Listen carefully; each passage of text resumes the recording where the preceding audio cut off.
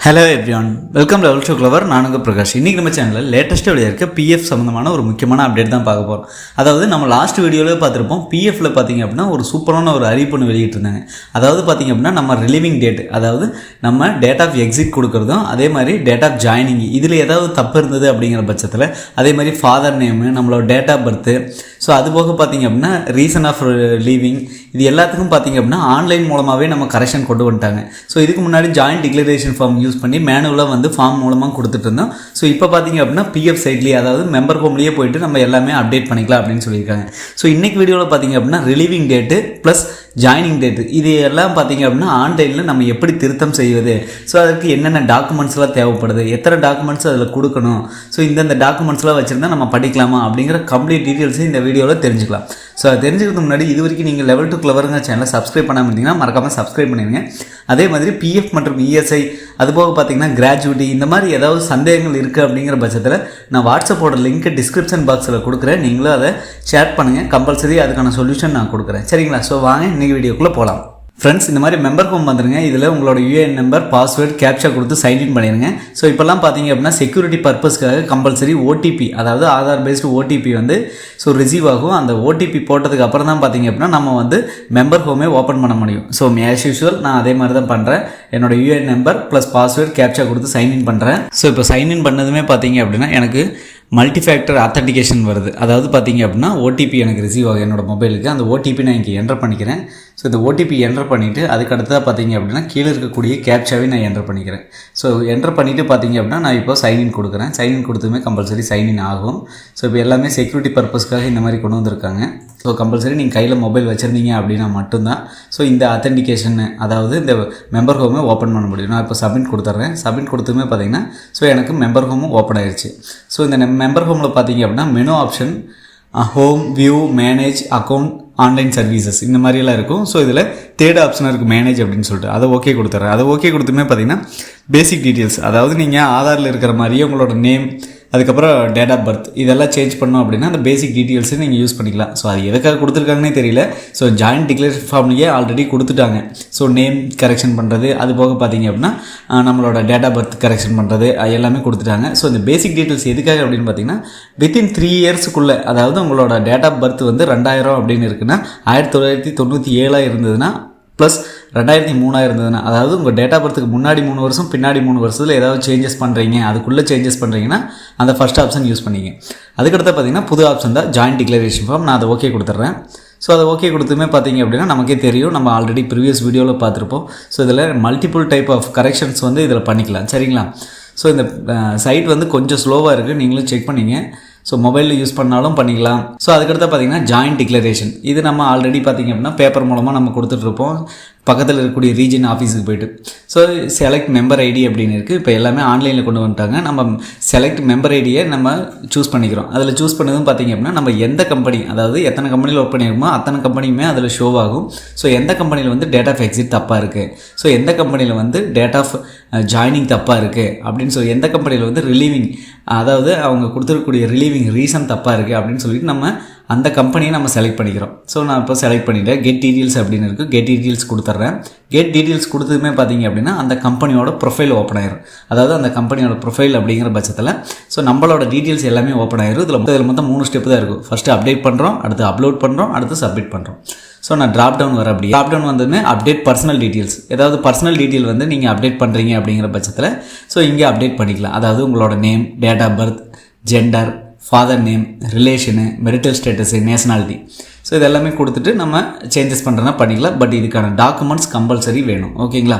So அப்படியே drop down வர drop down வந்ததுமே நம்ம எல்லாருமே எதிர்பார்த்த ஒரு விஷயம், அப்டேட் சர்வீஸ் டீட்டெயில்ஸ், அதாவது நம்மளோட ஜாயினிங் டேட் ப்ளஸ் நம்மளோட எக்ஸிட் டேட், ரிலீவ் ஆன டேட், ஏதாவது ரீசன் நமக்கு தப்பாக போட்டிருக்காங்க அப்படின்னா அந்த ரீசனு, ஸோ எல்லாமே இதில் அப்டேட் பண்ணிக்கலாம். சரிங்களா? ஸோ இதில் பார்த்தீங்க அப்படின்னா நான் டேட் ஆஃப் ஜாயினிங்கில் பார்த்தீங்க அப்படின்னா நான் ஓகே கொடுக்குறேன். ஸோ ஓகே கொடுத்துமே பார்த்தீங்க அப்படின்னா நான் ஒரு வேறு மாதிரி ஒரு டேட் கொடுக்குறேன். சரிங்களா? வேறு மாதிரி ஒரு டேட் கொடுத்துட்டு கீழே செக் பாக்ஸ் இருக்கும், அதை ஓகே கொடுத்துட்றேன். அதை ஓகே கொடுத்துமே ப்ரொசீட் அப்படின்னு கேட்குது, ப்ரொசீட் கொடுத்துட்றேன். கம்பல்சரி ப்ரொசீட் கொடுத்து அப்படிங்கிற பட்சத்தில் மேலே நேஷனாலிட்டின்னு ஒன்று இருக்கும். அந்த நேஷனாலிட்டி கம்பல்சரி செலக்ட் பண்ணணும். இப்போ நமக்கு ரெட் மார்க்கில் தெரியும் பாருங்கள், ரெட் மார்க்கில் தெரியுது. ஸோ அதனால் நம்ம வந்து ஓகே கொடுக்க முடியாது. நான் வந்து இதில் கரெக்ஷன் பண்ணிக்கிறேன். அதாவது இந்தியா அப்படின்னு சொல்லிவிட்டு நான் இந்தியன் அப்படின்னு சொல்லிட்டு கரெக்ஷன் பண்ணிட்டேன். ஸோ கரெக்ஷன் பண்ணிவிட்டு கீழே பார்த்தீங்க அப்படின்னா நீங்கள் ஓகே கொடுத்துருங்க. ஸோ டேட் ஆஃப் ஜாயினிங்கு எல்லாமே நம்ம மாற்றுற மாதிரி இருக்கும். சரிங்களா? நான் எல்லாமே பார்த்தீங்கன்னா ஜஸ்ட்டு இது வந்து டேட் ஆஃப் ஜாயினிங், அதாவது நம்மளோட இபிஎஃப் ப்ளஸ் இபிஎஸ் பென்ஷனுக்கு ரெண்டுமே நான் சேஞ்ச் பண்ணிட்டேன். 2ஆம் தேதி வந்து நான் ஜாயினிங்னு இருக்குது, பட் ஆக்சுவல் ஜாயினிங் என்னோடது 3ஆம் தேதி தான் அப்படின்னு சொல்லிட்டு நான் கொடுக்குறேன். ஜஸ்ட் இது டெமோவுக்காக தான் கொடுக்குறேன். இதை கொடுத்துட்டு ஸோ இங்கே ஓகே கொடுத்துறேன். ஓகே கொடுத்ததும் பார்த்தீங்கன்னா ப்ரொசீட் கொடுக்குறேன். ப்ரொசீட் கொடுத்ததுமே பார்த்தீங்க அப்படின்னா அடுத்த பேஜ் உங்களுக்கு ஓப்பன் ஆகும். ஸோ ஜாயின் டிக்ளரேஷன்லேயே ஸோ இந்த மாதிரி தான் பார்த்தீங்கன்னா ரிலீவிங்க்கு நீங்கள் கொடுக்கணும், அதாவது டேட் ஆஃப் எக்ஸிட்டுக்கு கொடுக்கணும். சரிங்களா? ஸோ இதில் பார்த்தீங்க அப்படின்னா இப்போது நான் ட்ராப் டவுன் வந்துடுறேன். ட்ராப் டவுன் வந்ததுமே இப்போ டாக்குமெண்ட்ஸ் அப்லோட் பண்ணுற மாதிரி இருக்கும். நீங்கள் ஜாயின் டிக்ளரேஷன் ஃபார்ம் கொடுத்தீங்கன்னா ஏதோ ஒரு டாக்குமெண்ட் கொடுத்தா போதும். ஸோ அப்பாயின்மெண்ட் ஆர்டராக கேட்பாங்க, இல்லை அப்படிங்கிற பட்சத்தில் பே ஸ்லிப்பு இந்த மாதிரி ஏதாவது ஒன்று கேட்பாங்க. பட் இங்கே பார்த்தீங்க அப்படின்னா கம்பல்சரி 3 டாக்குமெண்ட் கொடுக்குற மாதிரி தான் இருக்கும். டேட் ஆஃப் ஜாயினிங்க்கு என்ன டாக்குமெண்ட் கேட்குறாங்க அப்படின்னு நான் 1 by 1 சொல்கிறேன். எம்ப்ளாயி ரெஜிஸ்டர், எம்ப்ளாயியோட ரெஜிஸ்டர் வேணும், அட்டண்டன்ஸ் ரெஜிஸ்டர் வேணும். ஸோ இதெல்லாம் பார்த்தீங்க அப்படின்னா ஜாயினிங் டேட்டுக்காக. Appointment letter and any other document established maintain under. So அப்படி இல்லை அப்படிங்கிற பட்சத்தில் அதர் சப்போர்ட்டிங் டாக்குமெண்ட் கேட்குறாங்க. ஸோ கம்பல்சரி இதில் ஏதாவது டாக்குமெண்ட் இருந்தால் மட்டும்தான் நம்ம சேஞ்ச் பண்ண முடியும். நான் ஃபஸ்ட்டு பார்த்தீங்கன்னா அப்பாயின்மெண்ட் லெட்டர் கொடுத்துட்றேன். ஸோ அது மட்டும் இல்லாமல் பார்த்தீங்கன்னா டாக்குமெண்ட் 2 நம்ம ஆல்ரெடி அப்பாயின்மெண்ட் லெட்டர் செலக்ட் பண்ணிட்டோம். அடுத்தது எம்ப்ளாயியோட ரிஜிஸ்டர், அதாவது ஃபார்ம் 25 அப்படின்னு சொல்லுவோம். அந்த ரிஜிஸ்டர் இருக்கணும், மஸ்டர் ரோல் ரிஜிஸ்டர், உங்களோட அட்டனன்ஸு. அதுக்கப்புறம் பார்த்தீங்கன்னா அட்டனன்ஸ் ரிஜிஸ்டர் நம்ம சொன்னது தான், எம்ப்ளாயி ரிஜிஸ்டருங்கிறது தனி, அட்டனன்ஸ் ரிஜிஸ்டர்.